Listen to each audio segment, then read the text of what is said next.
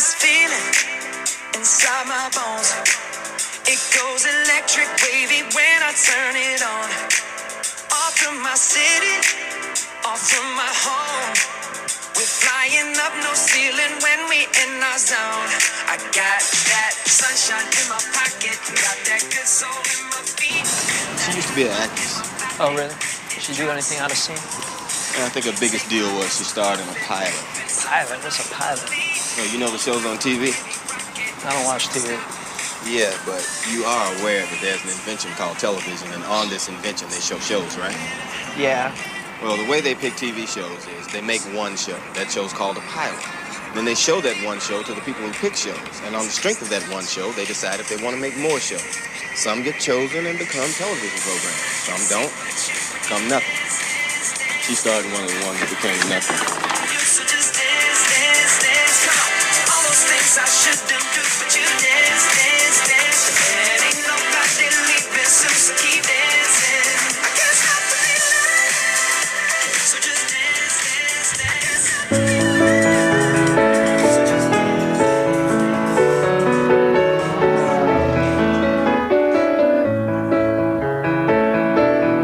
Pretty good, right? It's good. It's pretty fucking good. It's good.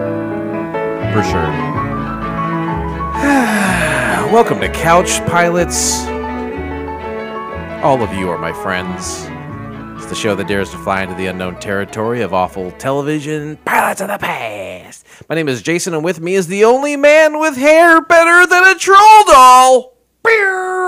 It's Captain Philip Rest Assured. Good evening. I love you. Good evening. I love you as well. We are in the thick of the fall holiday season. I'm not talking Thanksgiving. No. I'm not talking Canada's Veterans Day.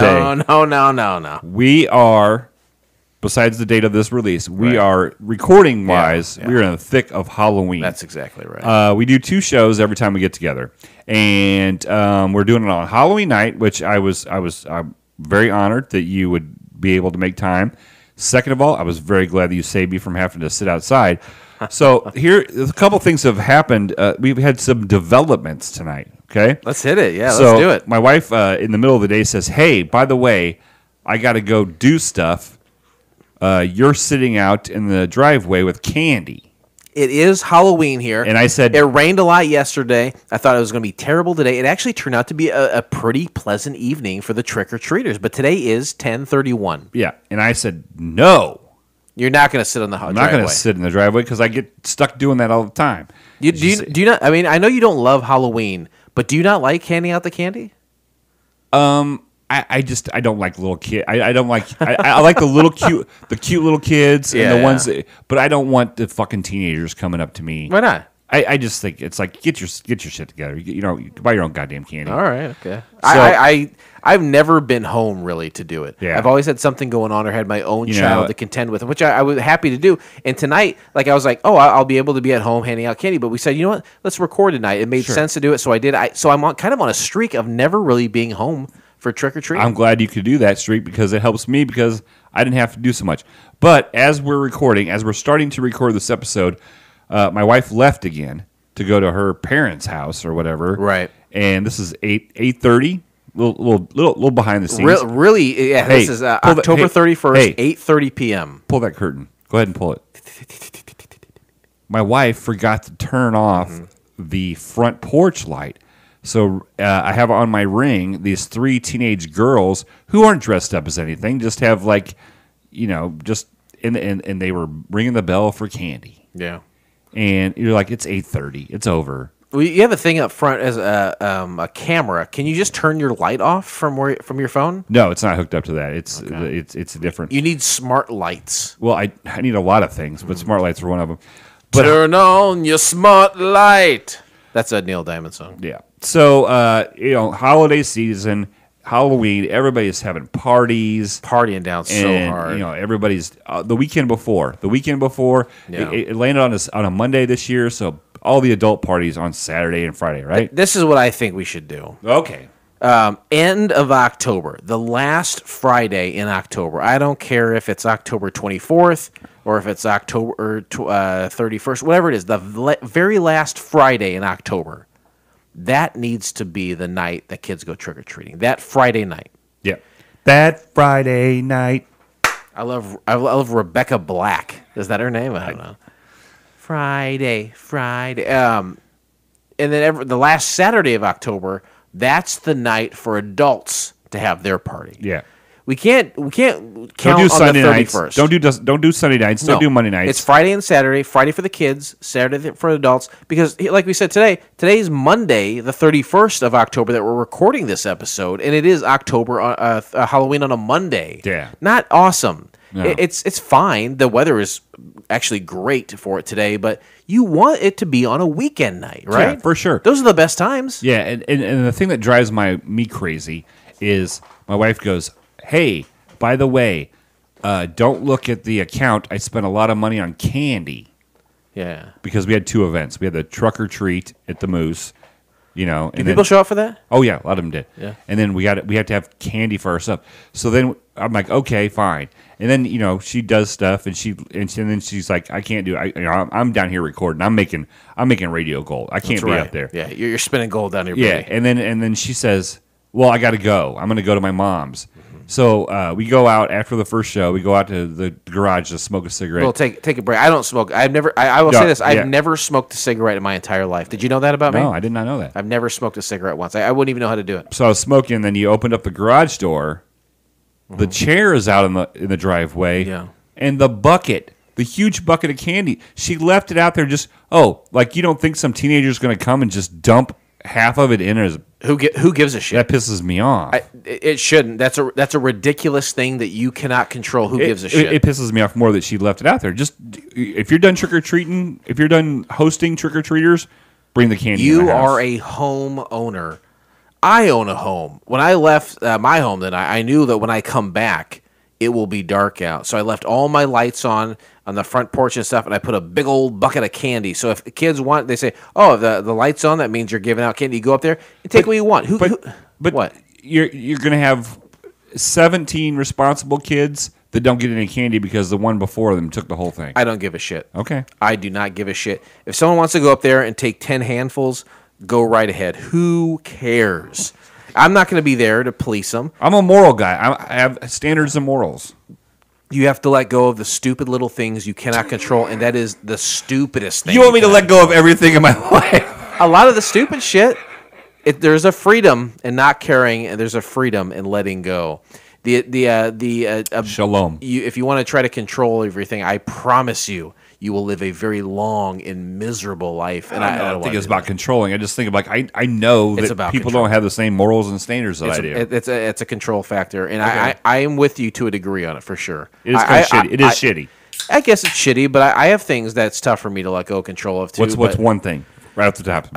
In the very beginning, when I had my daughter, it was tough when she would go back to her mom for me. Yeah. And it's just because I didn't know what was going to happen there. I felt like her mom was in an interesting phase of her life. And her mom is, honestly, it turns out that she's a great mother. It's just her and I don't, we get along fine. It's just as a couple, we don't work. So I had to learn to let go of control and trust her mom to raise my daughter in a good way when I was not around. And my daughter, I think, is a great kid. And that's a big thing. A little thing is like fucking, a bite-sized piece of Snickers someone's taken off your front porch versus raising a human being. I was just doing it in the context of the holiday. I wasn't doing it in The grand scheme of things, yeah. of my life. I Yeah, mean, I obviously hear you. I have to do what you do. I'm giving you an example, tenfold. I have and to do what maybe- you do tenfold, right? I'm giving you an example, and maybe It's unfairly, extreme. I'm comparing it to the candy situation. But that is an example of me letting go of control of something. All right. Well, You asked for it, I gave it to you. You're doing a great job. Your daughter is wonderful. You're doing a she's great very, job. She's a very, very sweet girl. She's got a good head on her shoulders. It's great. Well, I appreciate Thanks that. to man. thanks to your baby mama, not you. Well, I have. Some So we're talking about Halloween, obviously, Sure. and then I went to a concert, and I went with both of my brothers, and I also went with friends of the show, Kevin, Clark, and Dustin. yeah. We went to a show in downtown Bloomington, Illinois. It's about 40 minutes away. Very excited to see John Daly. He's a comedic actor, very funny. He does a lot of characters, podcast stuff. I actually got a chance to meet him and talk to him for a little bit. It's insane. He signed some stuff, took some pictures. Was a cool dude overall. I mean, I think so. Yeah. I try not to bother him. Sure. You know, I don't. You didn't overdo it. I don't want to. I didn't want to bother him. I wanted to be there, and I wanted to show him that I was a fan and was appreciating what he was doing while he was on stage. I think he got that, and I think he appreciated that people came out to see him and his craft. And I said, Blake, I know that you know this guy. I want you to come. And he said, I will go. So I bought you a ticket, and 5 minutes later he said, I can't go. And I said, that's fine. Dustin took the ticket, so it's fine. Well, but we wish you were there, but you didn't go because you went to a Halloween party for adults that apparently is kind of legendary. Yeah, no, it's and I completely forgot. Like when I said, "Yeah, I'll go," I completely forgot that was the same night and that we had already. Not a problem at all. And tickets were $10. Sure, crazy cheap to see these guys. But these people that you know from the Moose who have subsequently bought the local bowling alley, which is like. If you're not sucking this guy's cock, you're leaving money on the table because this guy loves bowling and he loves the Moose. And he loves drinking. We talk about Venn diagrams sometimes on the show. You and this guy perfectly eclipse each other in the Venn diagram. So every year they throw these huge Halloween parties, and now they own a local bowling alley that you go to a lot. And so they had the party at the alley. Yeah, so It is a legendary party. The wife and the husband says, you know what? I don't fucking do a thing for this. Oh, really? The husband's out on this. He goes, I don't. I'm the money guy. He's not even in charge of the fucking guest list. The guest list. Yeah. Seriously, he's like, I don't do anything. This is all her work. Every year he praises her and does not take any. He goes along to gets along. Yeah, he's like, this is all her. She's the greatest. And last year was the first year we got to go to it. It was at their house. And this is because you guys have ingratiated yourselves to them through the Moose. Yeah. And that's how our friendship grew. And, sure.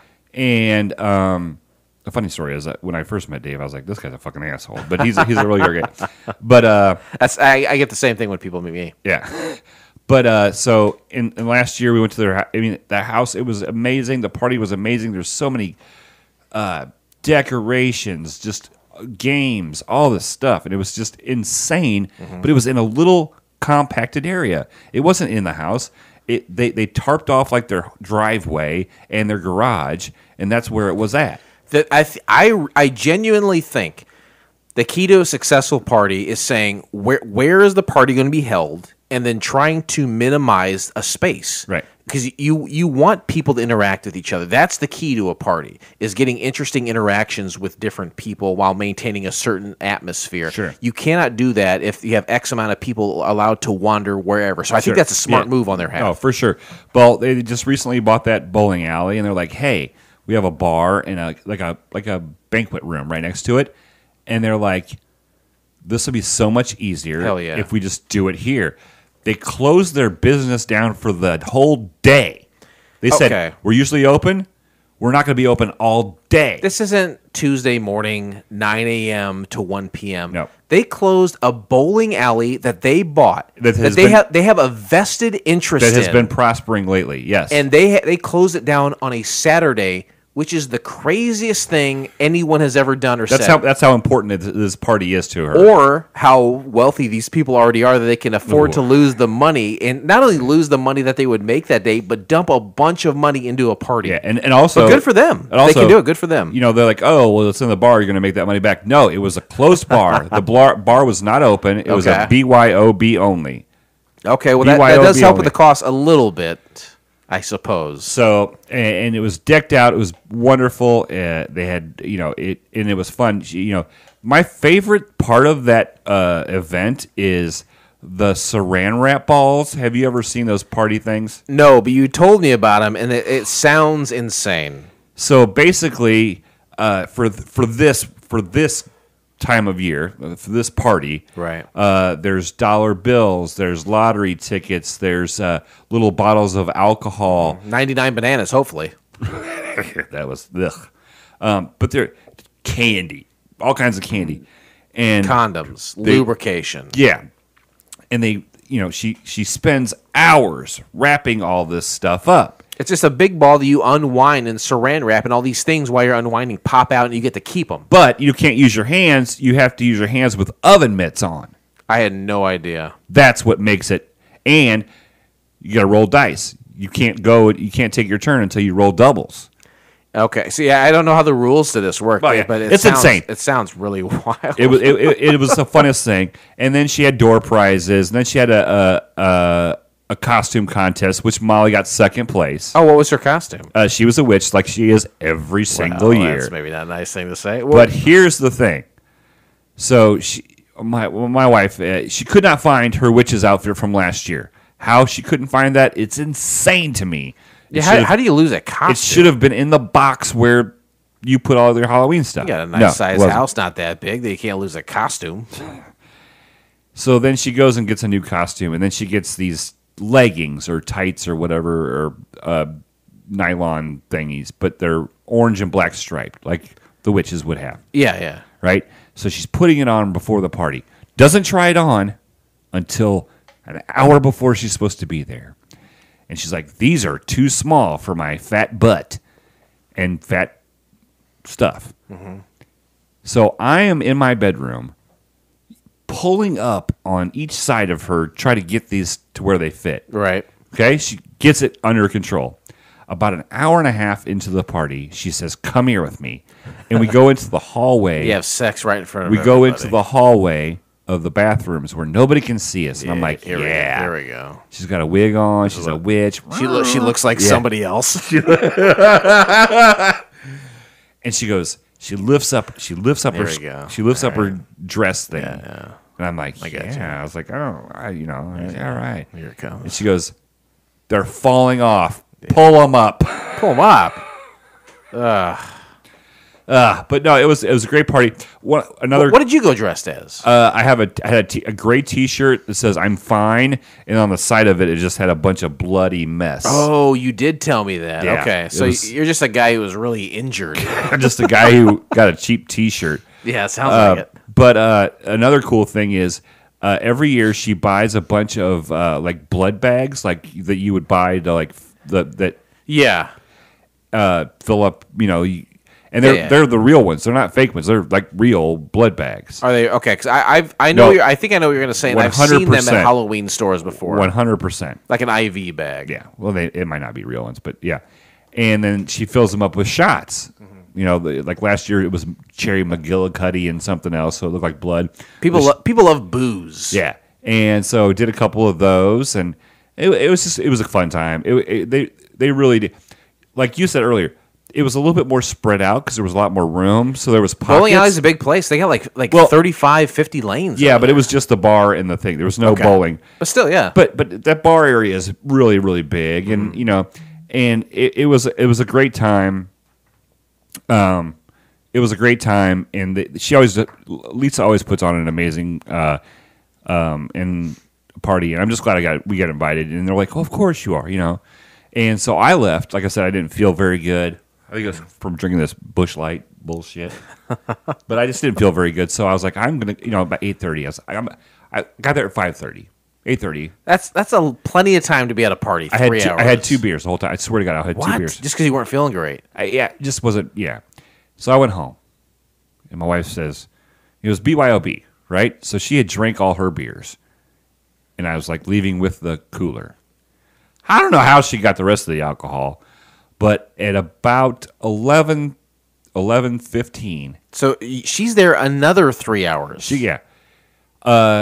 I get a text message from a friend of mine and said, "Hey, my wife is bringing your wife home." Mm-hmm. And I was like, "Oh, shit." Here we go. So I get out of bed, put some shorts on, go in the garage, lift up the garage door, smoke a little cigarettes in there. Yeah.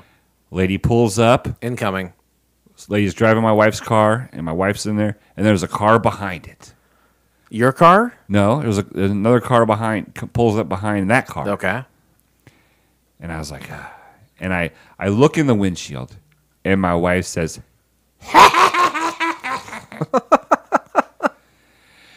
get my wife out of the car, say thank you to the lady who drove her. The lady who drove her gets in the other person's car so they can go back.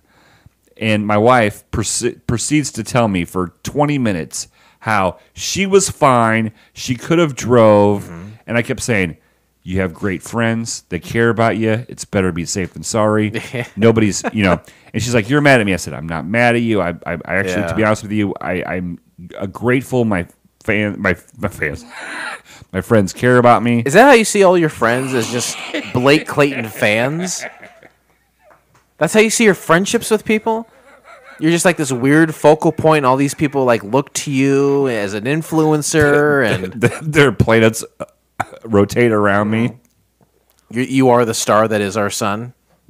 Yeah, but I don't know. She had a good time. That's all that matters. And I have a, believe me, I want to let you know, I have another thing to talk to you about off air. Oh no!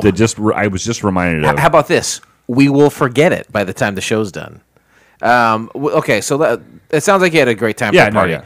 We definitely missed you Saturday. No, I appreciate, and I really feel bad. I completely forgot what. No, it's fine. Yeah. We went out to dinner. We had some drinks. Went to a show. I don't know if Kevin wants me to say this, but at the end of the night, he was pretty drunk, and I go up to the counter, and he says, "I want to pay for my bill." And he says, "You already paid for it." He's like, "Okay," so he leaves. I grab his flannel, and they hand me his bill. I think in the few hours we were there, he spent like almost $90 in booze. Nice. But it was like really reasonably priced too. There was like a number of shots on there and beers. Like he really loaded up. High-end stuff. I think, I look at him and I think about my brother Ryan. Anytime I get my brother Ryan out, he gets pretty drunk. Right. I think these young guys are, because they're like in their early 30s. Actually, my brother's, I don't know how old he is, like 34 at this point. They get a couple kids, and they're just like, any time that I'm able to get out, I'm super taking advantage. Sure, of. right. No, for sure. You know? He's got 2 kids. He's got a wife at home. Yeah. And I drove both of those guys to their doorstep, so they didn't have You're awesome. But it was a fun night, and it sounded like you had an equally nice night. I know you didn't feel great, but it was a lot of fun there. But it sounds like we both had fun times. Let's go ahead. Last episode we had my sister on. Right. Sarah, she came on, but the guy who was supposed to be here, he couldn't make it. His name was Adam. Let's go ahead and call him right now. See if he answers the phone. Let's get a bug in his ear. You know where that that speaker is on the phone. Is that it right there? That's good. Hello. Hello, Adam Z. You are on Couch Pilots. My name is Philip Captain Rest Assure. Kind of my name. My name is Kilda Fine.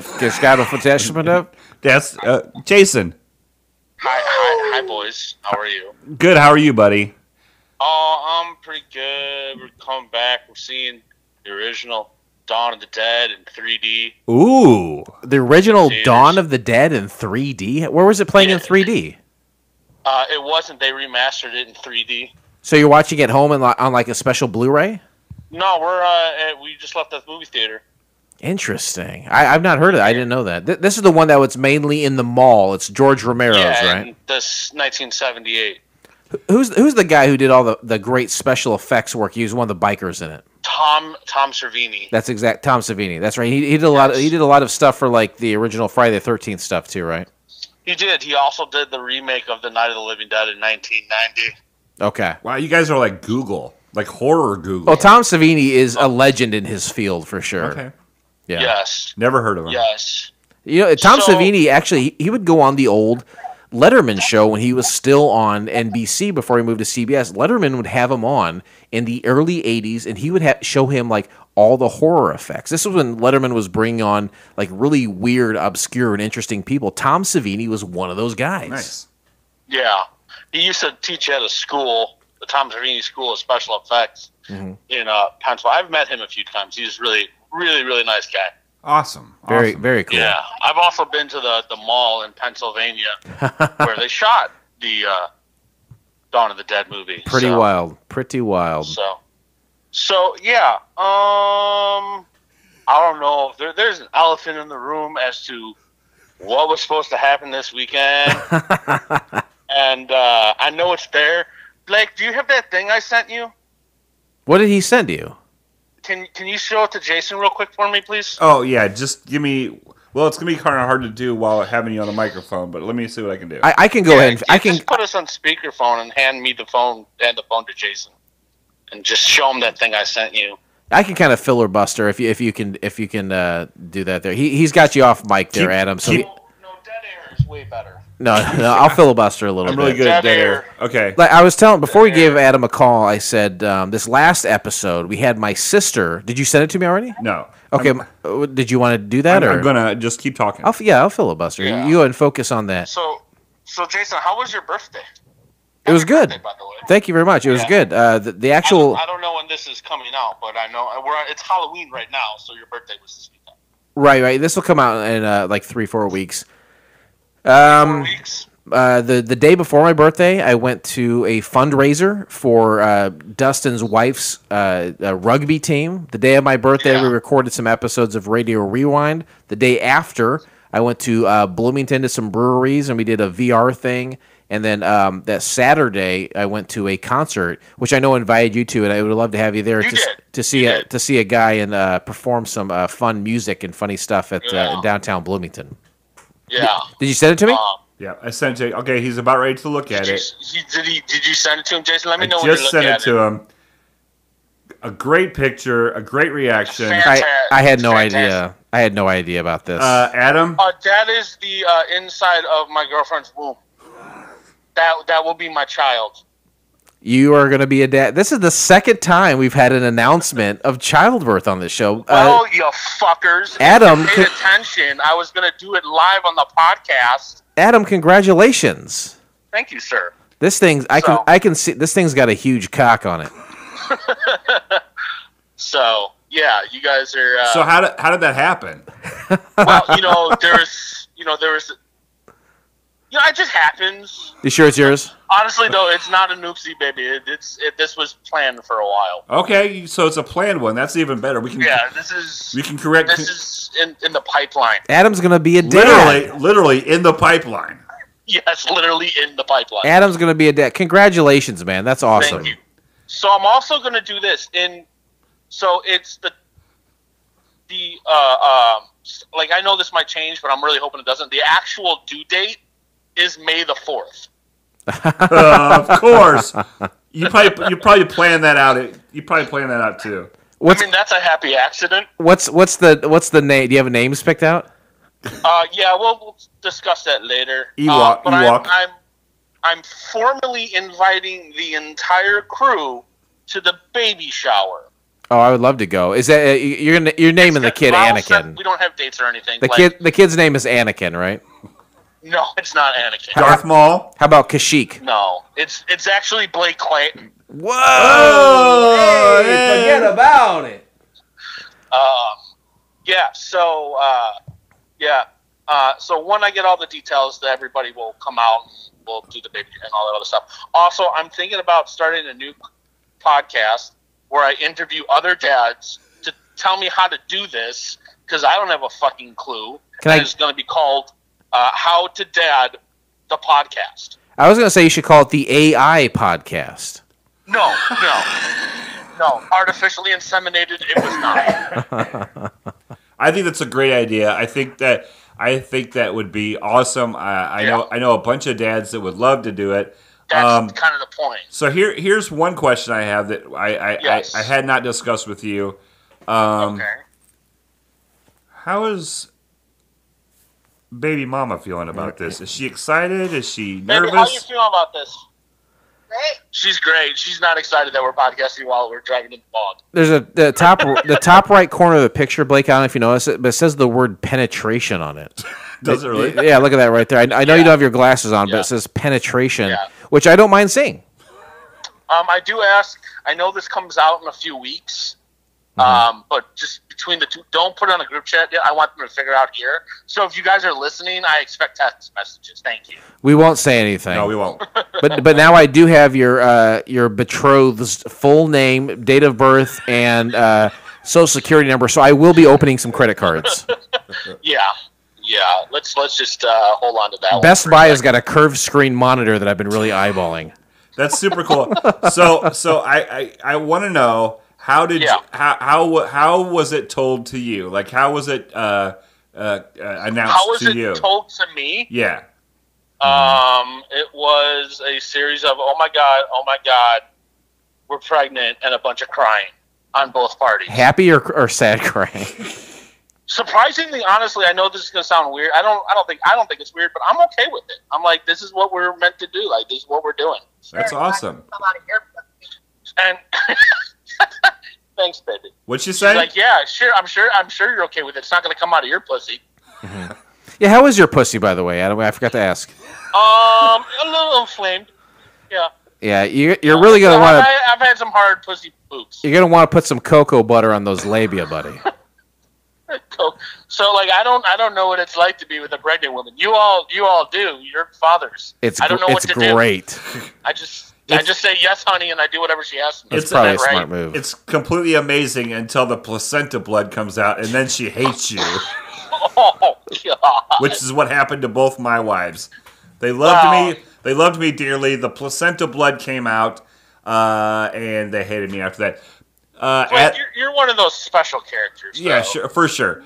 Adam, I am super happy Thank you. that this is happening. I'm glad that it's a situation where this is what you guys wanted. You were working for it. I'm glad that you got laid a couple times because I'm sure you didn't do it on the first time. No. This was I was a two and doneer. You know what I found out, Adam? Ever having sex, lost my virginity to this woman. At least that's what we're going to tell the kid. I found out it's going to be a bastard, which is fine. Women can't get pregnant from anal sex. I found out. Oh, yeah, no, can't get pregnant from anal sex. Did not know that. Is that I why? keep telling her. Is that why she turned around real quick? Stop it! You're bad. Blake.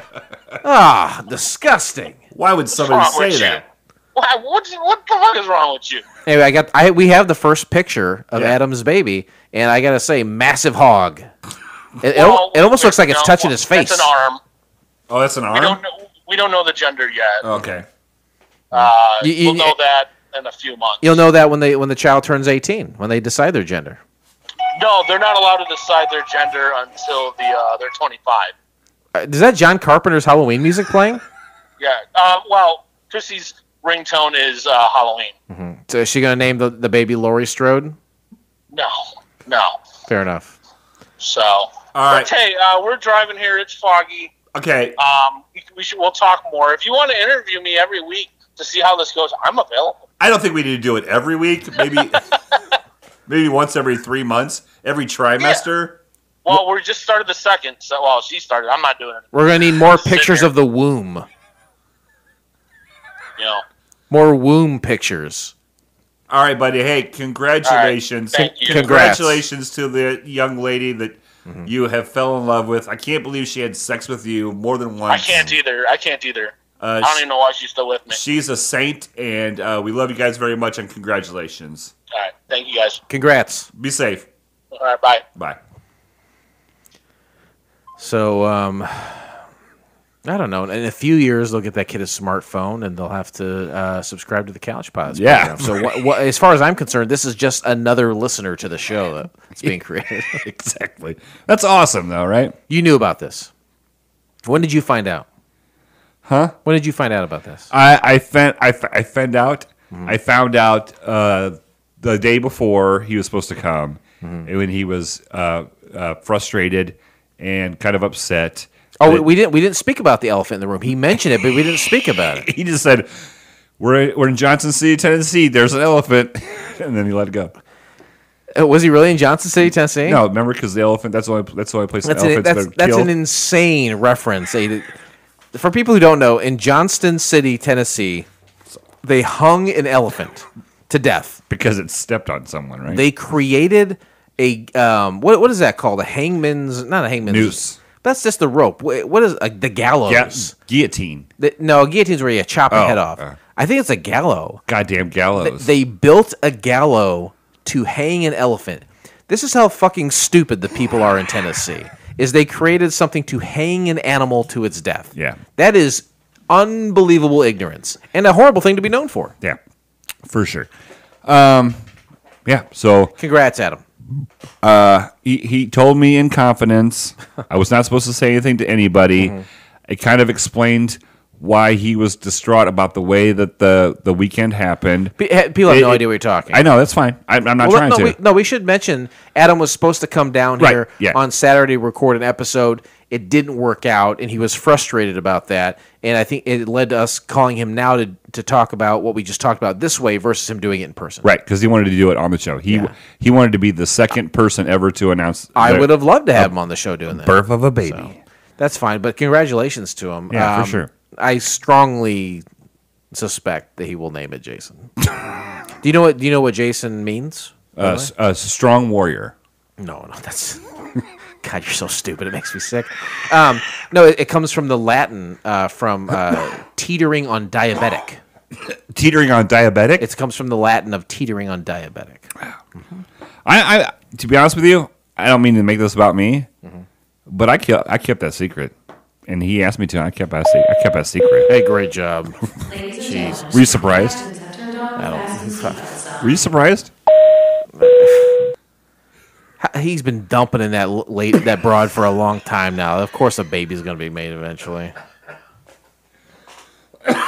Hey, welcome to this season of Couch Pilots. Where for 7 years you've heard Blake hack up a lung.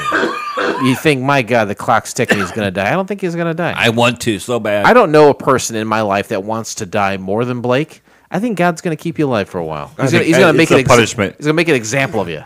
I just foresee myself like in the casket, and everybody's coming up, and nobody's crying, but everybody's like, "Yep, about time." And then you go outside in the foyer area, and there's a big table, and all my friends are around podcasting and talking shit about me. That's what I want. Talking shit. That's what I want. I want you guys to all talk shit about me. Remember when Blake died? Hey, this season is all animation. Domination. I scour the internet for links to failed pilots. I investigate them to make sure they are the real deal Holyfield. And sometimes you do enough scouring to where patterns start to emerge. Ooh. And you look through all the links that you have and the names of the pilots. Like, oh, that's a cartoon. That's a cartoon. Hey, let's just group them all together. We'll do a whole season of cartoons. Not the first time we've done it. Maybe the last time we'll do it. Tough to say. We've done game show seasons. We've done animation. We've done Adult Swim. CBS Summer Playhouse. We've done seasons where it was entirely from the 70s, 80s, 90s, aughts. We've done it all. So you're running out of stuff then. I've still got a healthy amount of pilots. No, I mean, you're running out of ways to group them together. Oh, yeah. You said we did the CBS Summer Playhouse. You said spin-offs, right? Yeah.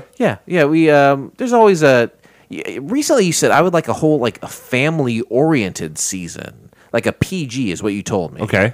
And I was like, I don't really agree with them that way. I love you, buddy. That was good. Today we discussed the pilot episode of the Magic Trolls and the Troll Warriors from the year of our Lord 1900 plus 91. Now that was a great year. 1991. We 91. Gosh, I was 4, 5, 6, 7, 2, 3, 4, 5, 1, 2, 7, 8, 9, 10, 11, 14, 17. You're 16 and I was 10. 16. It's tough, isn't it? I got my license then, and taking one number and subtracting it from another number, very difficult. Well, depending on how long you were standing out in the parking lot waiting for trick-or-treaters to come. Yeah, you're talking about just drinking beers. Mm-hmm. You're talking about levels of intoxication. You were 16. I was 10 back there, but let's go back there. In our minds. To do that, we'll talk about some things that happened that year, specifically movies that were released in November 1991. Okay. November 22nd, Disney's Beauty and the Beast. I have seen it. Mm-hmm. What do you think of that? Beauty and the Beast. I thought... Tale as old as time. R.I.P. Andrew Lansbury. R.I.P. baby. Yeah, no. Great show. Great show. So that is one you've seen? Yeah, Candlestick, yeah. And Candlestick, of course. Candlestick. And my son Garrett was in the production of Beauty and the Beast, and he was the Beast. So well, that's a pretty big role. Yeah, he had the lead role. And I tell you, I just saw a picture. You're talking about Garrett? Yeah. I just saw a picture of Garrett. Motherfucker looks like a beast. Yeah. That dude he's a big, beefy dude with Yeah. a big old beard on him. Big old neck beard. Hell yeah. Yeah. He's got more hair on his. He's grown more hair, facial hair, right. in 3 years than I've grown in 30 years. Congratulations to him. Must have a hairy mom. This You is don't part need of. You don't need the. What's that? Yeah. Oh, great. I stopped. Thank you. I stopped. Well, thank you for interjecting that. This is part of Disney's renaissance. Sure. You know, Disney had been a force in media for probably 40 years up to this point. But like anything else, there are valleys and there are peaks. Peaks. Yep. Maybe said in the opposite order of that. But at this point, they were starting to get on a peak again. They had come back and said, oh, what about Little Mermaid? And everyone's like, oh, yeah, that's fantastic. We love The Little Mermaid. So I'm glad you like. What about Aladdin? Ooh, that was good. Oh, yeah, we like Aladdin. Jasmine, wouldn't you like to put your fingers in that lady? Yeah. Then they say, what about Beauty and the Beast? And everyone's People lost their fucking like, minds. it's like, we're on board for that. Yeah. We are on board for Beauty and the Beast. That was a big movie, big soundtrack. Oh yeah, that yeah, for sure. I want to say that soundtrack maybe even got into the top 10 of music with that theme song. Okay. Yeah. November 22nd, The Addams Family is released in movie theaters. Do-do-do-do. Do-do-do-do. Do-do-do-do. Do-do-do-do. Do-do-do-do. We so the daughter's name was Wednesday. Yep. Today, We just talked to Adam Z. He's got a huge crush on Christina Ricci, who played Wednesday Addams in this iteration of the Addams Family. Fact. We had a little girl who came up trick-or-treating tonight, and my wife said, well, who are you? You know? And she was shy, you know? And her mom goes, give her the Wednesday face. And this little girl knocked it out of the park, looked to where my wife kind of jumped back like she was scared. Stone-faced. That's the stone-faced. It was perfect. And I actually gave her a couple extra pieces of candy. I said that was the best. Did you watch that movie, the Addams Family movie? No. It was a hit.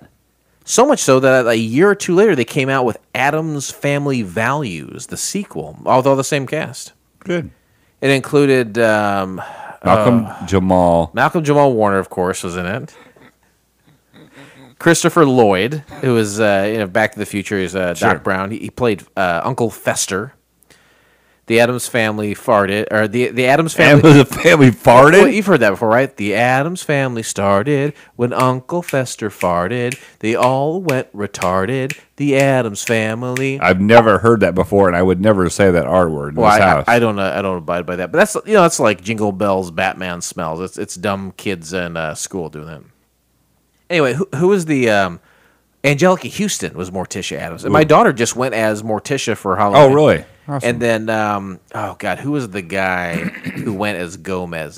Who played Gomez? Ralph Macchio. No, I know his name. Oh, it's such Philip a bummer. Seymour Hoffman. He died a couple years after this, unfortunately. Ooh. He was great though. That's really going to bother me.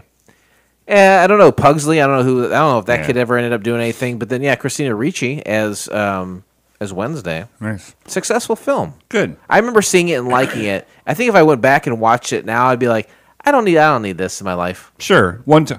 It's a one-timer. 1960s, Addams Family and the Munsters. What a weird, macabre series of TV shows to be out. That is for very sure bizarre. Weird. November 27th, My Girl hit theaters. This was with Jamie Lee Curtis. It was with Dan Aykroyd. And the star of the film... He was a mortician. He was a mortician. Thank you. Very good. Congratulations to you, my friend. And then a young starlet in the name of Anna Chlumsky, who has not gone on to do a ton. That would be notable. I think she may have been in Veep. I might be wrong. I was just proud that I got one thing right from that. Mm-hmm. Oh, and the first... I think I remember seeing it. They made two of those. And subsequently, the second one was called My Girl 2. Was Dan Aykroyd still in it? Yeah. Oh. I don't think he was as maybe prevalent. he died of a heart attack or something. He wasn't as prevalent. The first one had a young Macaulay Culkin. Ooh. Why do you say that? Was that her boyfriend? Yeah, there was a little little boyfriend. I really think Anna Chlumsky or Chumsky or whatever her name is. I think it was. I think She's slump. She's chump. She's chump. She might be a mortician's daughter. She was. I bet she was 9 or 10. She was really young, so she didn't really have like a boyfriend. But her neighborhood friend was Macaulay Culkin in that. He died in it. Ooh. Child death is rarely funny. But we can figure it out if we try. We can always, it's about timing. I don't know about you, but I'm back in 1991. Yeah, for sure. Why did we choose to watch the Magic Trolls? Well, we had and three the Troll Warriors. I'm sorry. We had 3 simple criteria, and this season we have a 4th. That's called the Phantom. 1, it was a pilot that never went to series. Number 2, we had to find it on the internet. All right. Number 3, it had to be free, baby. And number 4, the Phantom, it was animated. Hey, great job. Great job to you. I can always count on you. Well, you know what? I'm kind of a big deal around here. Maybe. All my fans. Hey, all my rowdy fans are coming over tonight. Hey, where can you find the entire episode of the Magic Trolls and the Troll Warriors to watch for your dumb self? And you can do so by subscribing to Couch Pilots and SoundCloud, Spotify, Apple Podcasts, or your favorite podcast app of choice, and then simply click on one of our classically blue links in our show notes, or go to YouTube. Blake? You know what to do, Tube. Now you got to turn that back up now. Let me do that part. Remember when we asked my sister last week? She didn't know what it was. Yeah. We're like, you know what to do, Tube? She's like, I don't know what that Oh, is. she said, you know, she goes, YouTube, do it, or something like that. Idiot. God, she's so stupid. Jeez. Summary of the pilot. The evil king No Laugh and his troll warriors have conquered the once joyful kingdom of Ever After. The land's only hope lies with 5 magic trolls who have been placed in suspended animation. Grade it. Give me your grade. Jeez. Do your best. A B plus. B plus. B plus. Okay. That's as best I can do. Hey, the best I can do is interesting facts. Ladies and gentlemen, welcome to the part of the show where Jason has scoured the internet to find facts about this show that you may not know. Whether they are relevant or not is none of your business. Something about a taint. Something about shutting the fuck up and mind your own business and just listen. And Adam Zias having a baby. If I wake up tomorrow and there is a foot of snow on the ground, it would surprise me. That guy has been shooting blanks for years. Congratulations. You don't know what hard times are, Daddy. Hard times. Hard times indeed. Were you surprised at all?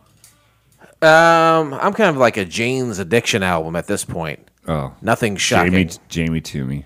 No, that's not what I meant at all. Hey, interesting. No. Jamie Toomey. Jane's Addiction. She had a Perry Farrell poster over her bed. Then that's what I meant. Interesting facts. Release date August 4th, 1991. Fact. The Magic Trolls and the Troll Warriors is a 1991 cartoon made to promote the Magic Trolls and Troll Warriors toy lines and the Troll dolls as a whole. Yeah. I was alive in 1991, and I remember the resurgence of trolls and troll dolls, and I actually had a few troll dolls when I was young. That was definitely a resurgence. I remember, like, at that time, like, talking about them and having a couple, and my mom, like, my grandma found, like, my mom's, like, original ones that she had. Probably from, like, the 60s or something? Yeah, for sure. They popped back up in, like, the early 90s. They're just these little molded dolls who had, like, a concave head, and someone shot a big hot load of Adam Z-style goo right in the head cavity and then put this spiky hair to glue in there. And they were always naked, like... A lot of them were naked, but when I started getting into them, they started really jerking off with them, and they had, like, you know, they looked like a baseball player. Sure. Or I had one that looked like a pirate. Or like a child molester. They had one that was a child molester. You know, he came with those glasses with that bar over the top. And then they might have one that looked like an astronaut. You know, every which way that they could position these things or clothe them, Sure. they definitely did it. But originally, like they had jewels in their bellies. I think the original ones did, yes. and they were naked. You're Yes. right. Okay. That's exactly right. I want to focus on the nakedness. Thank you for doing that. Hey, a VHS tape of this pilot was made available, and it may have come with the Troll toys. I could not find information to confirm that, but I know that there are VHS tapes of this pilot out there. But I believe them to have come with some of those toys. Okay. Fact. All right. Fact. That's what I believe. Fact.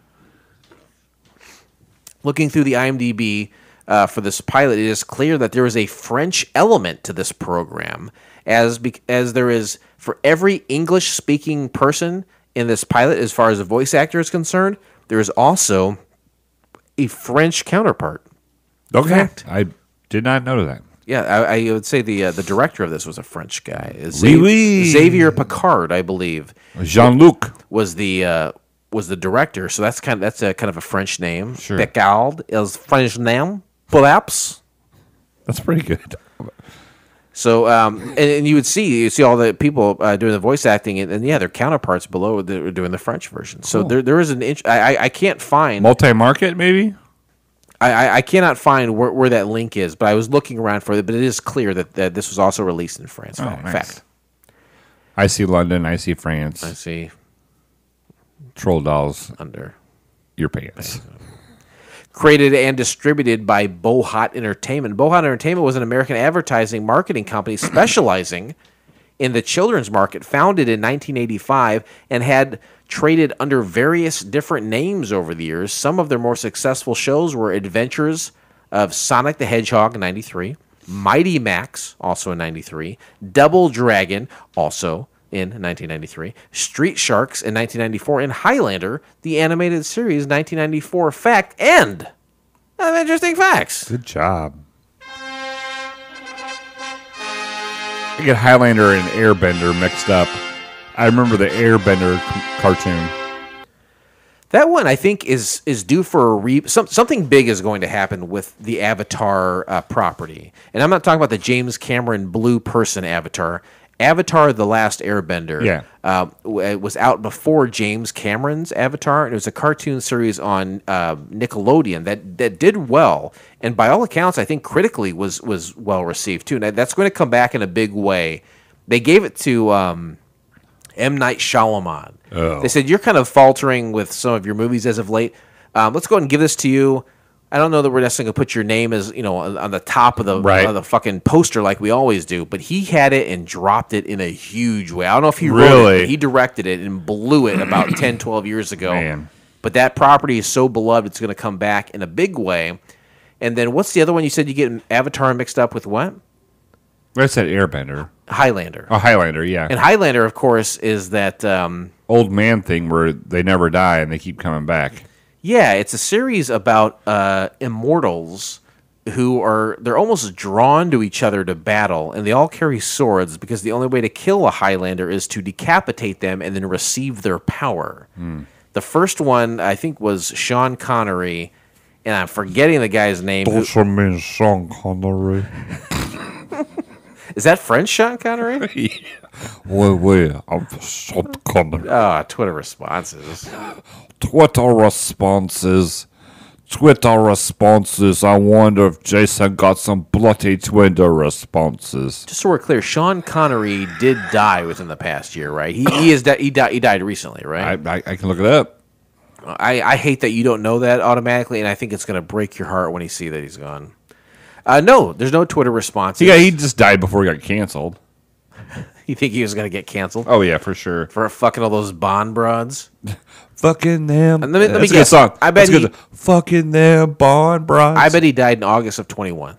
That's my guess. October 31st of 2020. So today, 2 years ago exactly. 2 years ago on Exactly. Halloween he died.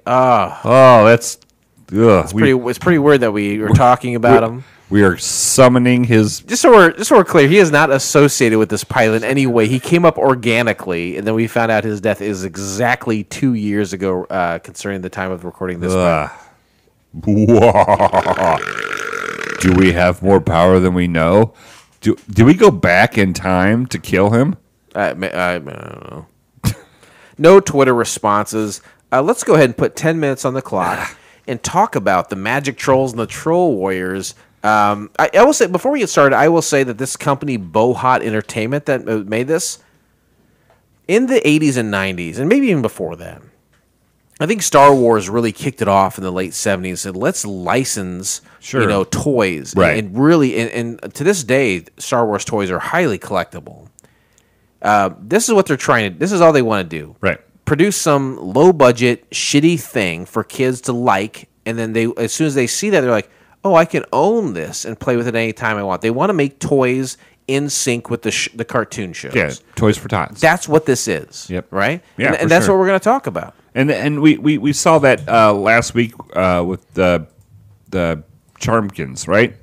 We talked about that 2 weeks ago. Last week was a Kitty Bobo show, but the Charmkins, that was an interesting program. Okay, so this was a little rough getting started. It's a bad quality. It's off of some VHS tape that the tracking wasn't adjusted. I think you're right. And so you got to kind of bear with us.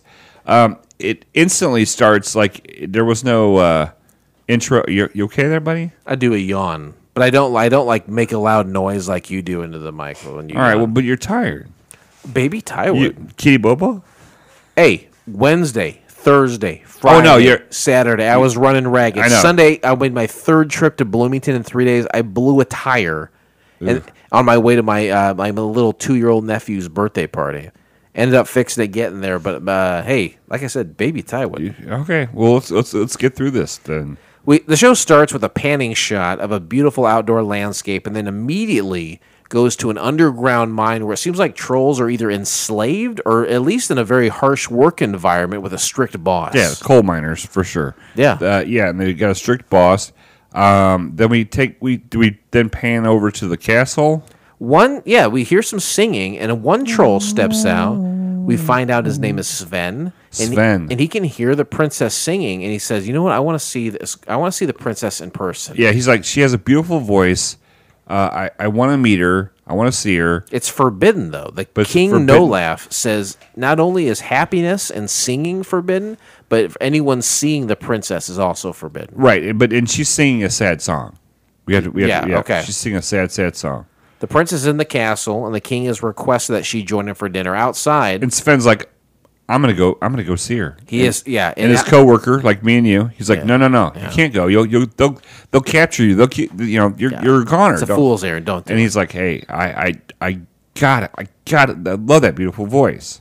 The troll Sven then somehow has a rope and a grappling hook and scales the walls of the castle. There's patrolmen out there, and he takes the risk and climbs the castle to see the princess. Yeah, and he goes in there and he's like, hey, you have a beautiful voice. I love your singing. Mm-hmm. Why don't you ever sing anything happy? And she says, well, because my dad's enslaved by King No Laugh, and if I can only sing sad songs. It is wrong to be happy. This is the decree of the current person in power. Story of my life. To be honest with you, I was watching this. I was like, am I a fucking troll doll? You got the hair. You have the hair better than the troll. You ever seen the jewel in my belly? I'll pass. Eat the jewel in my belly. The troll, Sven is outside, and he's talking to this princess through her barred windows. He's hanging outside by this rope. Yeah, it's kind of like Rapunzel in a way, right? He scaled the castle to be with her, yeah. And very quickly, some of the goons outside that are patrolling, they find him. What, you want one of these beers? Whichever's least. I don't know how to get it to you. Least potent. I'm going to have to lift this beer out here. There you go. There's a nice beer. Suck on that. Anyway, thank you, by the way. The people that are patrolling this evil castle have found Sven. They shoot him. Yeah, he's like, you'll never get me. And like in 2 seconds later, they immediately catch him. You'll never get me. He's immediately got. He falls into a bale of hay. They throw him in a cage, and they take him to like a boggy area. And I genuinely think they're about to kill him because the king is like, you're about to meet your fate. And I was like, I think this is like a show for kids, but they're about to slaughter this guy. And that's what I thought too. So he gets captured, and he's tied to a weeping willow tree. A tree at the end of this there's dock in a bog. Sitting on the dock of the bog, having a troll zap me. Zaps him. He goes to sleep. And supposedly, I think he calls it the embrace, which is odd. Yeah. I don't think it's said again, but that's an interesting... Yeah, they're like, how do I say, like, you're not dead, yeah, but you're not... Very interesting verbiage there. They use It's probably smoke... French. It's probably French. It's probably a French thing. They use smoke or magic, and it makes... I think it's like making him sad or something. I'm not exactly sure what's happening. I think it makes him so... they don't explain it. They show that he's not dead, but they don't explain what his status is. And he's stuck in the weeping willows. I will say that at this point, there's a lot of townsfolk outside gathered witnessing this thing happening to Sven, and they all kind of appear to be like downtrodden and poor. Well, and the king's like, watch this. What we do to him right now is going to happen to you make an example. if you're trying to be happy. Yeah. That's what we did to Richard Pryor. The townspeople are not into whatever the king is all about and what he's doing. They just seem sad. They're not like out there cheering him on and happy. They're defeated. They have succumbed. The king tells them to go to the fields, dig around the mud, and find more gold for him. And there is no laughter or happiness. Would you say they were gold diggers? Yeah, I guess I would. I know you're very happy with yourself with that comment, but it's fine. This is an example of like 1980s action movies where the bad guy is just evil to be evil. Like, why is King No Laugh this way? Yeah, why did his parents beat on him? You don't know. We get no real backstory. Why does he want things to be sad and gloomy and depressing? Why does he want that? I don't know. It doesn't make any sense. But it makes a very clear line for I'm the good guy and I'm the bad guy. The next shot is there's a bird and he's like sleeping in the snow. And then he hears the happy song of the princess because she started singing a happy song. There's no words. It doesn't say "I am happy." It's just it's no different than before. The bird wakes up and he hears the happy song and he goes, "Oh my God, it's time!" And his name is Siegfried. That's right, by the way. And he's like, "Where are they at? Where are they at? It's time. Where are they at?" And he all of a sudden there's 5 eggs, golden eggs, little golden eggs. It's a pretty decent sized bird, I'd say, and he's got these little golden eggs. Decent sized bird. Well, I'm just saying it's not like a sparrow or something. Like he'd be like a big hawk or I would eagle. I would say he's a purple crow. Yeah, but in comparison to the bird, did you hear the interview with Sheryl Crow? It's pretty good. You did it? Who did a Sheryl Crow interview? Fly on the Wall. Yeah, I heard that. Did you hear it? Yeah, it's pretty good. Yeah, I like it. I will say right before this scene, I did notice that all the quote unquote good trolls, all their faces look very cherubic. You know, like a little cherub or a cherub, like the face of like the guy who shoots the bow and arrow on Valentine's Day, cherubs. Okay, those little innocent face. That the trolls, the good trolls look like that, more human faces. Okay, where the bad trolls, that seemingly, I assume they're the same species, maybe not, but they look more like ugly and monstrous in nature. All right. Anyway, the king, he picks up the eggs and he flies and squeezes his way through the bars in the tower where the princess is, and he says, "My name is Siegfried, and I used to be an advisor to your father. His name was King Laughlon." Yeah, and so basically he does a flashback of what ever after used to be like. And how King No Laugh took it over.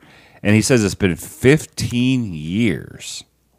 Yeah, he says these happy trolls that have kind of been defeated, they can only endure if there is singing, and laughter and happiness. And Siegfried was away with 5 of the best magic trolls on a mission or some sort of case or something when all this happened. So he encased these tiny little trolls in special magic eggs to protect them until happiness is returned to the land. I would say that this 45-second to a minute and a half explanation is the most detail we get on this of the story on the whole thing. It is an unbelievable exposition dump here. Yeah, because you have to as the writer of this, I have to figure out how to dump this quick. So I know Kids aren't really going to pay attention to this. No. They're going to see the attractive, The good witch and the bad positive witch. people Yeah. go against the ugly people. That's what they're going to see. But for people trying to make heads or tails of this exposition dump is really forced in there and trying to make sense of what's happening. Yeah, and I believe she starts singing again, and they start to hatch, and Siegfried introduces each of the magic trolls individually. The Now, visuals and audio are not great. I wrote down what I think their names are. Did you get them? I've got a couple of Please, them. give them to me. There is Loki. I have that as Moki, but go ahead. Okay. You're probably right. That's the only one I have. I think I have Wortland. I have Zinc, Thor, and Odin. Yeah, they're very odd, and they're very difficult. Audio's not clear. The whole time the scene is going on, there is this silly, gentle guitar strumming. I don't know if you noticed this. It's happening in the background. It's a really bizarre musical score to What this was the scene. name of that? What was the name of that? Like the guitar they used to play in like the Mandolin? no way back. Go ahead. Ukulele? Go ahead. Lute? Was it a lute? Yeah, I don't know. I had to have nailed it one there. It's probably in the Game of Thrones. Hey, just then, Gorko, I think Gorko's his name. He's like one of them. He's a mean troll, and he's a follower of King Nolaf. Him and the king enter her room, and they also have some kind of like warthog or hairy troll thing. Sure. It's like their pet. It's like this animal that's angry. Kind of like their dog. Yeah. Yeah. And he's the king's like, hey, you need to stop singing happy songs, or I'm gonna do something to your dad, because her dad is imprisoned in the Alps or whatever. We never see him, but apparently he's there. And while this happens, the little trolls and the bird hide. Sure. Because they don't want to be seen by King Nolaf. He threatens her father if she continues to sing. The princess is sad because of this, but after the King Nolaf, the evil King Nolaf, leaves, the bird Siegfried encourages her to stay happy so the magic trolls, the little tiny magic trolls, can do their thing. And I will say this, the magic trolls, like if you and I were the normal trolls, Sure. these would be probably less than a foot high. These are very tiny in Very comparison. tiny, and they're very sensitive, because if she's sad, then they become weak and they can't use their powers. They really do fit in her hand. They're that small. Or was she that big? Oh my lord. One of the trolls paints a door to the magic village. It's a portal that all of them then go through. And then once they get to this magic village, it's a nice place full of color and beauty. A lot of babies, for some reason, start popping out of flowers. Yeah, I said Magic Village! Exclamation point.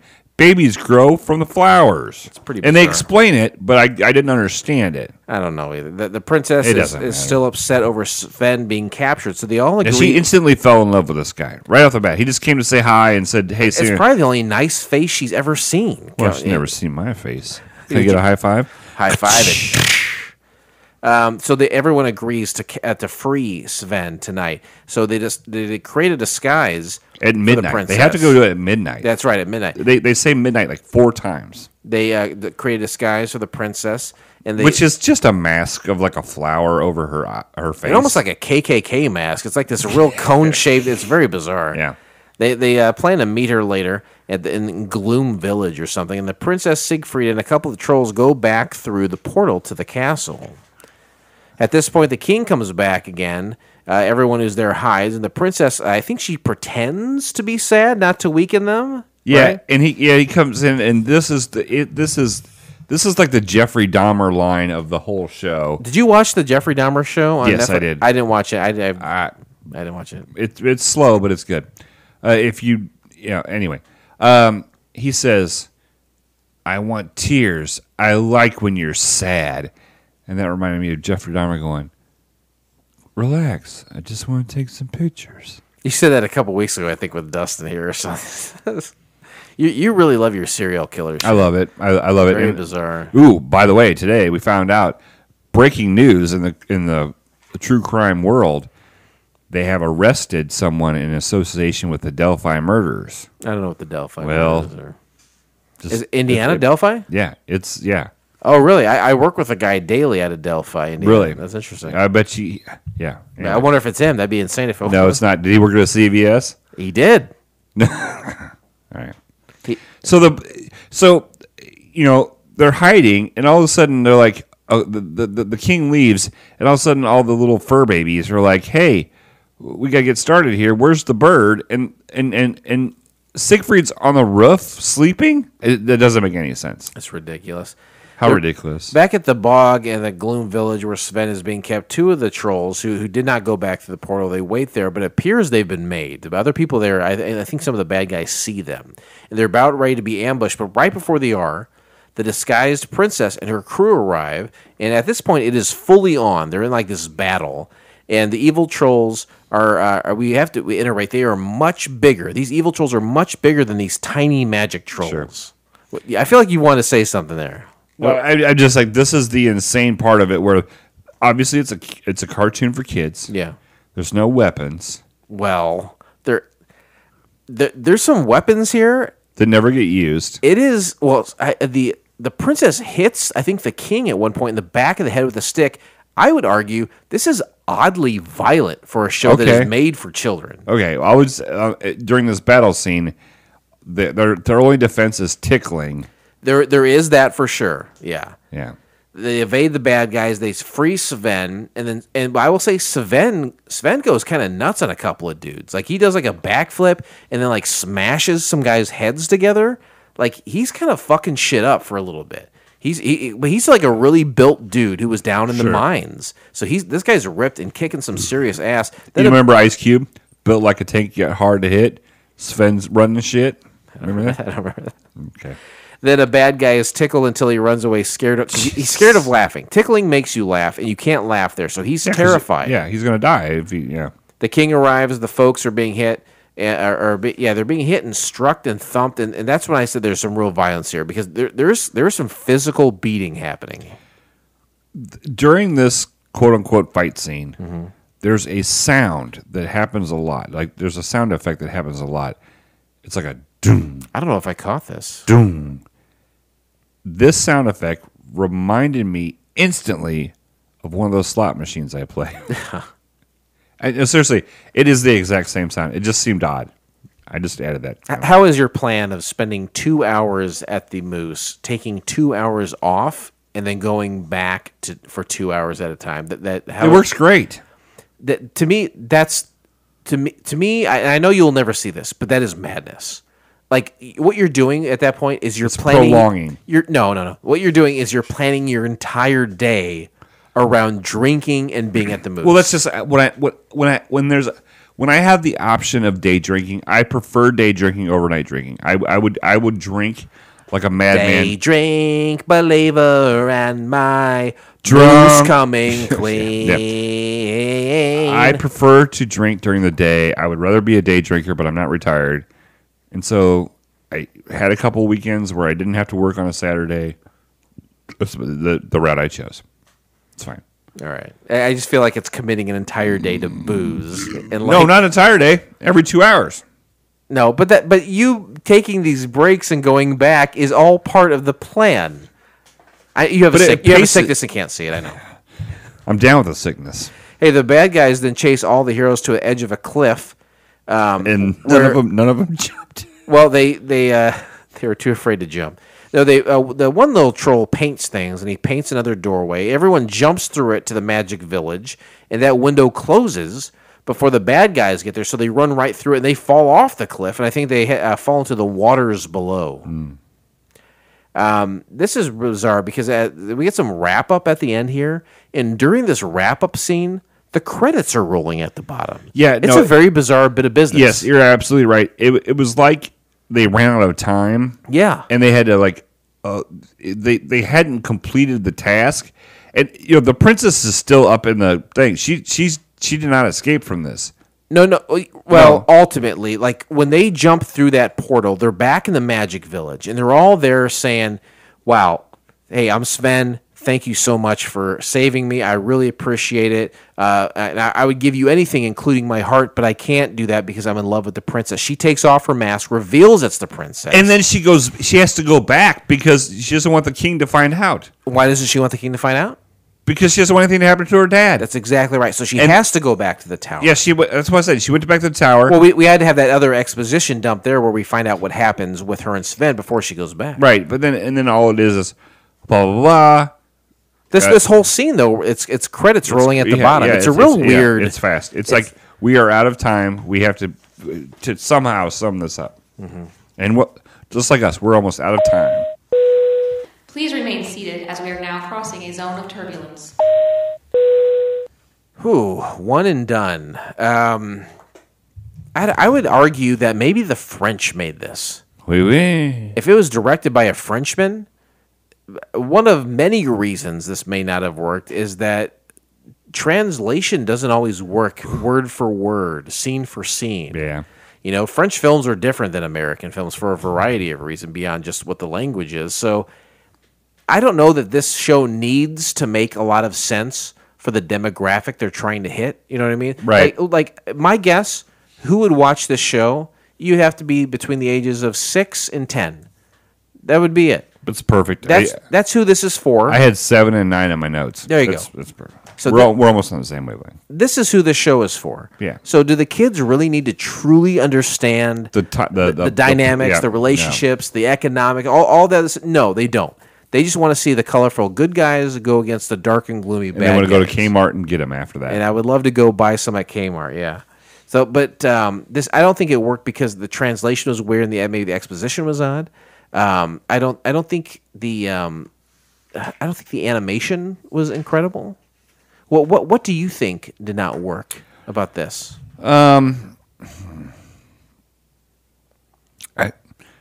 I think it's only geared toward girls for the most part, in my opinion. I think girls are watching this. Again, I think you're right. It's for toys only. It's got a love story. Young boys don't care about love stories. No, and old boys don't either.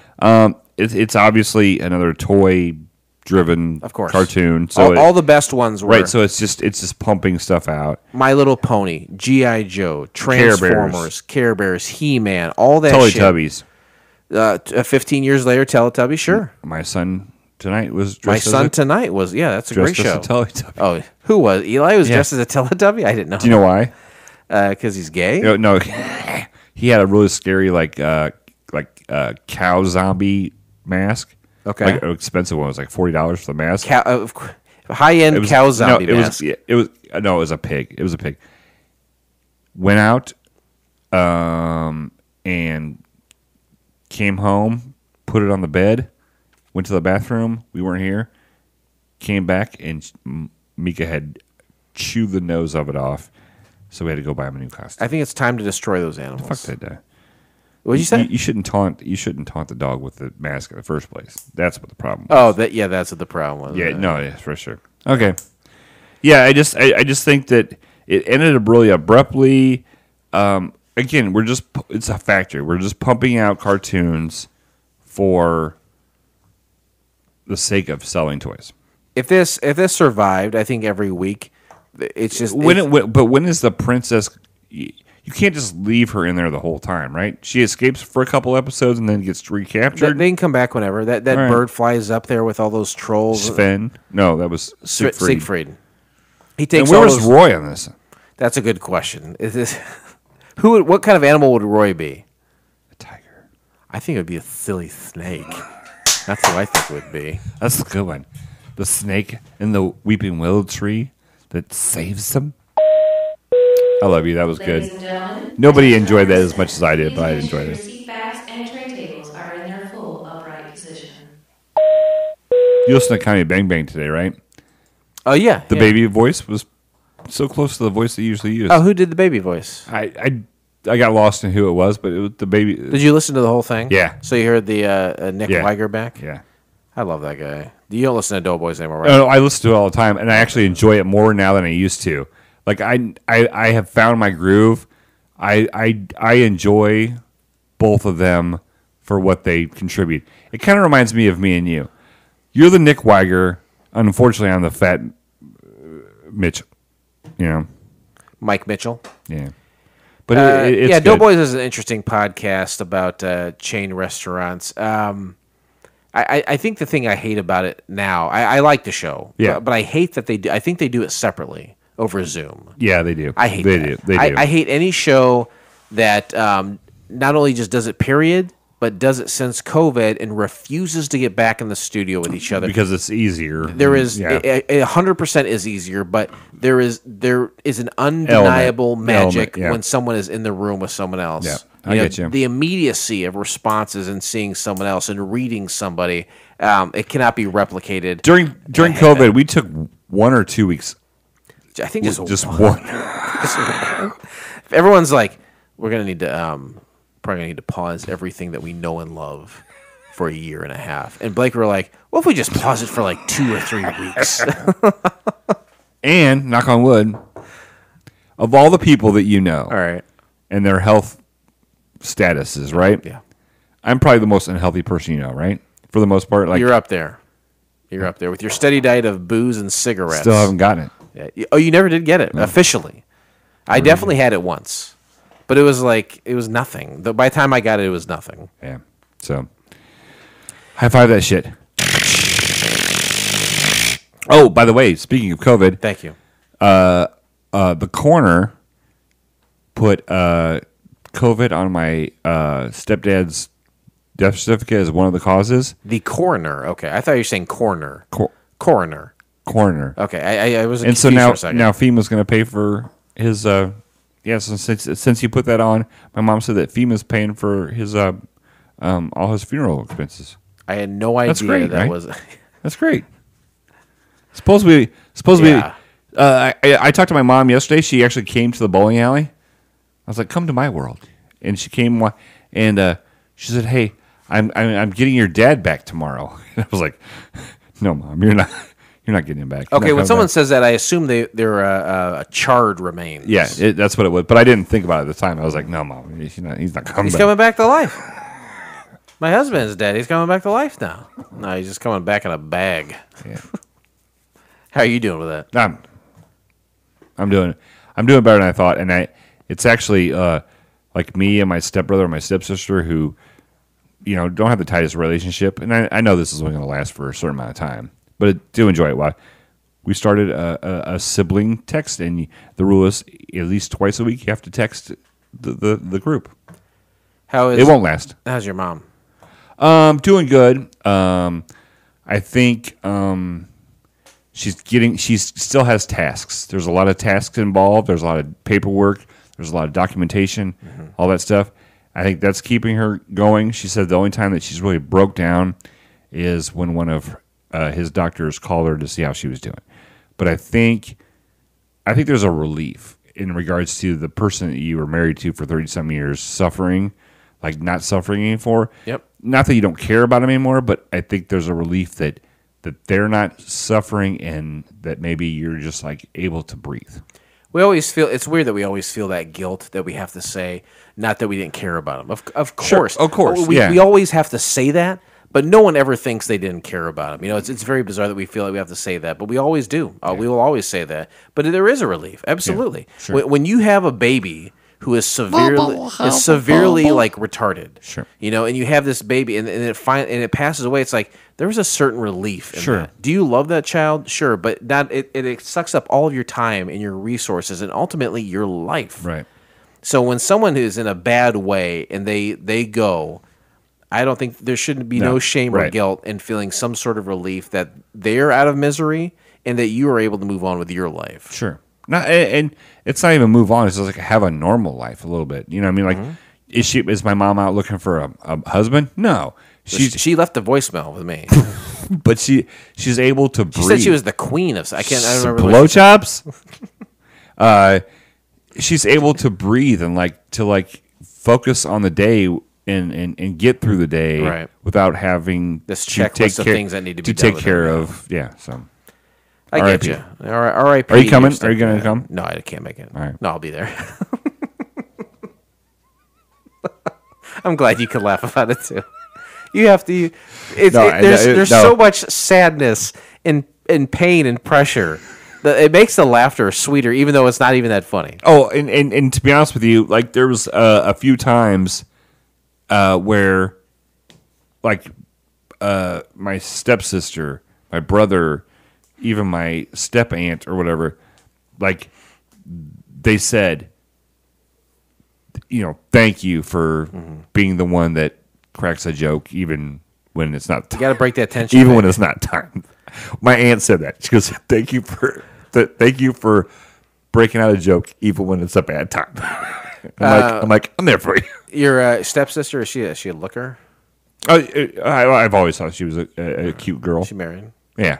All right, never mind. Hey, let's talk about the final descent. This is where other people have thrown their 2 cents in on whether or not they've seen the Magic Trolls and the Troll Warriors. It's on IMDb. That's where I gathered a lot of this information. I love when you gainer. I did a half gainer at the swimming pool last Hey-o! summer. Everyone was applauding. That wave I created was incredible. Hey, people from around the world have rated the Troll Show. Let's call it Troll Show, like Kroll Show.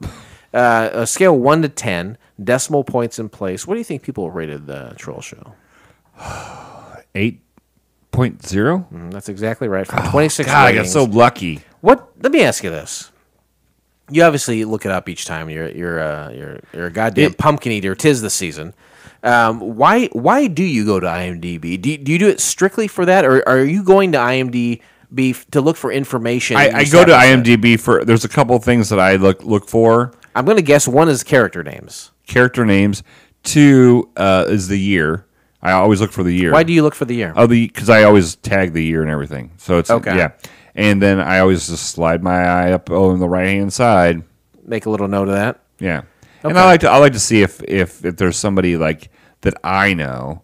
Because I don't do any research for the show, and so it's like what's 5 minutes? I know in the past you were always the guy who had the names for all the characters. Sure. And over the past few years, I've really tried to step up my game there and take more detailed notes and get those in there. So I knew that's why you might have gone to IMDb. Some of the times when I'm missing, like today, I was kind of missing on those, and sometimes it's the environment that I'm watching it in. Well, I will say the IMDb didn't really show the names of the characters in this, and it, like I said, it doubled down with those odd French voice actors who were doing the French version of this, so it made it even more tricky. I been behind the curtain again. Go ahead and pull the curtain.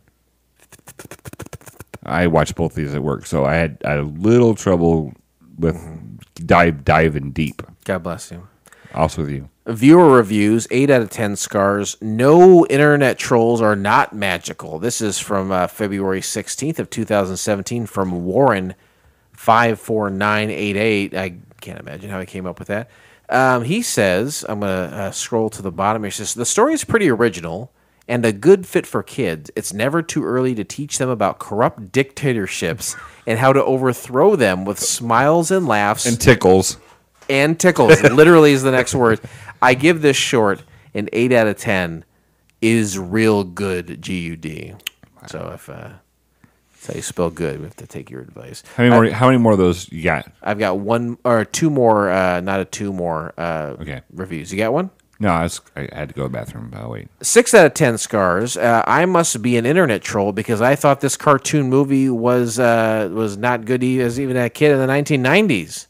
I will very long essay. I'll scroll to the bottom here, and it says, overall, I have to say the short film is 8 times better than Warner Brothers' 1993's A Troll in Central Park movie or the 1992's Magical Super Troll cartoon series, but nothing worth rewatching.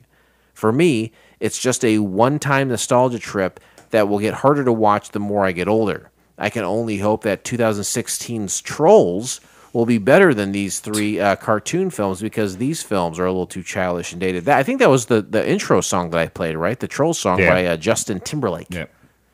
The very last one here, we have Gia Harvey.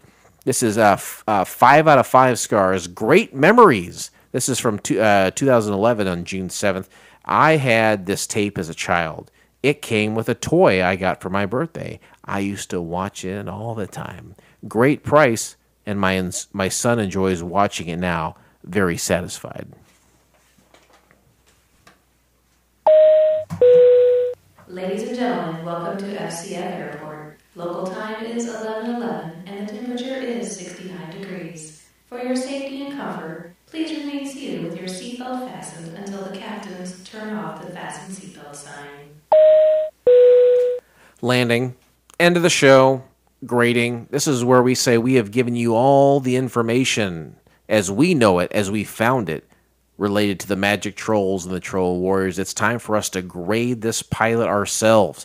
we take a look at the television show from the 1990s, affectionately and accurately known as Wings. We look at all the characters. We assign them a number. 1 to 7 is the grading scale. 1 is the worst score you're going to get. That's the character goes by the name of Roy Biggins.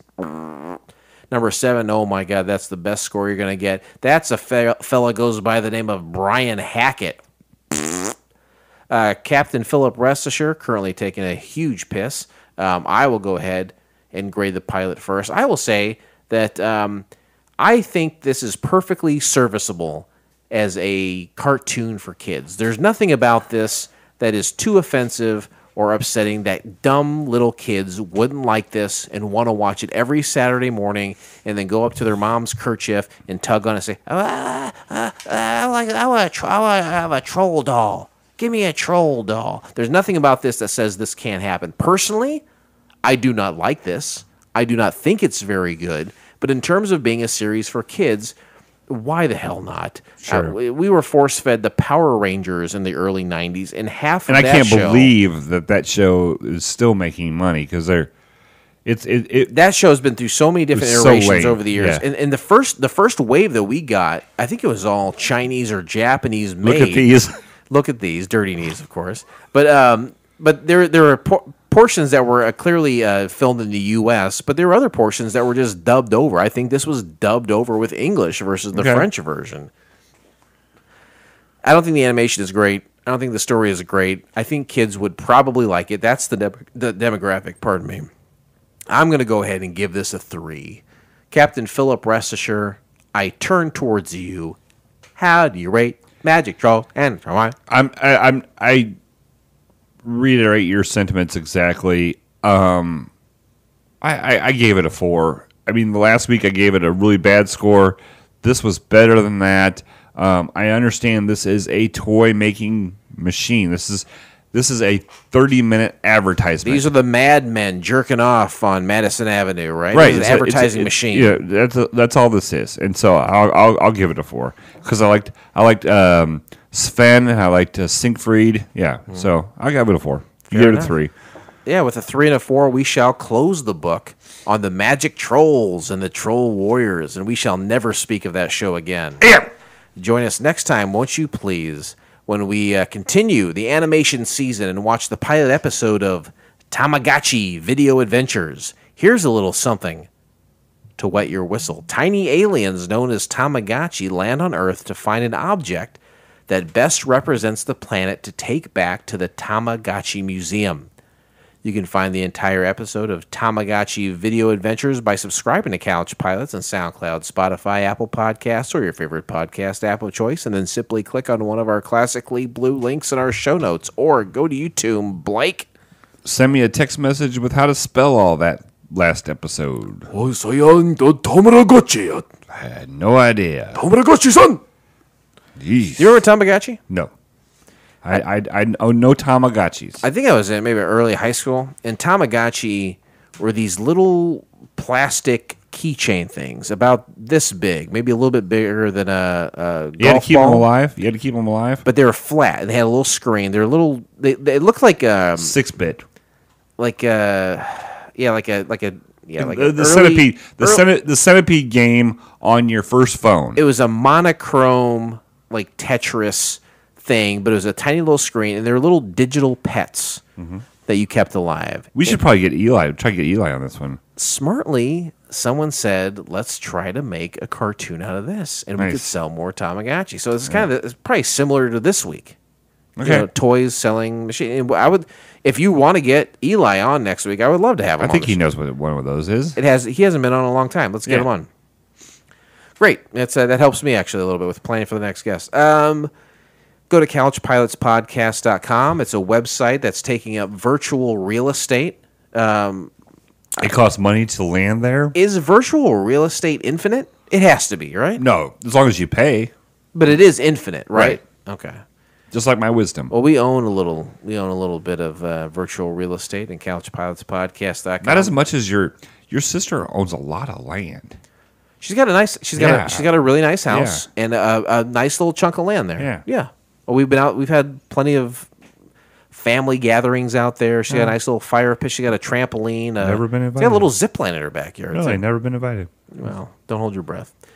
Couchpilots.podcast.com is a website where you can hear all of our past episodes, over 360 at this point, because we are insane. No person in their right mind would have done what we've done, but we did it. And we'll keep doing it. We'll probably keep doing it for the foreseeable future. All of our social media links are there. Check us out on Facebook. Follow us there. Follow us on Twitter. I stick to the plan usually on Twitter where I'm reaching out to people. But every once in a while, I'll tweet something in my personal life or as it relates to myself or you or some of the other people that we work with. Retweets, responses. Follow us there. A lot of fun. Yeah, for sure. Patreon.com. You can give us your money. We want to have it. We know you have some. We would like just a little bit of that. And we use it for good, not evil. Correct. We're not like King No Laugh. We're like Sven. Barely. We spend money like Sven. His arms were bigger than ours. That for guy sure. was fucking ripped. He was ripped. You said at the end of the season you've got nothing. No, I got nothing. I'm just enjoying the ride. I think. You know what? That's a great way to see life. You know what? I've got 7 more weeks to figure out something for season 38. How about we do that? And I bet your life that you'll do it, too. I bet your life I will. Hey, by the way, I love the pens you bought me. The felt tip pens. Listen, it inspired me to go back to the dollar store this weekend to get oven mitts. I looked and I found another. I bought another 5 packs, so I am good to go now. Where are you keeping those? Huh? Where are you keeping those? They're upstairs on the counter. I just got them. You got 5 more packs of pens. Yep. Okay. Now, is this a thing where you're going to stash them throughout the house? No, I'm going to put them. I'm going to centrally locate them all down here. Okay, so you're going to be good for a while. Yeah, I just wanted to take the burden off of you. All right. It's not really a burden. Oh, I feel like it. It's just, hey, I need this, and then I get it. The burden is No, when you say, it was a I burden need for this, you. and then I'm going to wait 6 months to initiate any kind of plan whatsoever. That's the real burden. I'm happy to do it, and I'll get it done within a 12-hour period. What excited me is that I went to the dollar store and I got those pens. I was like, oh, I'll try these out. It's not the same brand, but it's the same thing. And then I was walking up to the cash register. Yeah. I looked in the soda aisle, energy drink aisle. Yeah. They had Rippets, and I hadn't had a Rippet in a long time. Oh, it's called a Rip It? Yeah. And it was the best. I loved it. It was great. I'm glad you enjoyed your Dollar General energy drink. Hey, Dollar store. This pilot, Dollar Tree. That's fine. This pilot may have been rough. It's always a smooth flight here on Couch Pilots. Hey, thanks everyone. I'll see you next time. I love you, Jason. Thank you, buddy. On behalf of Couch Pilots and the entire crew, we'd like to thank you for joining us on this trip, and we are looking forward to seeing you on board again in the near future. Have a nice day.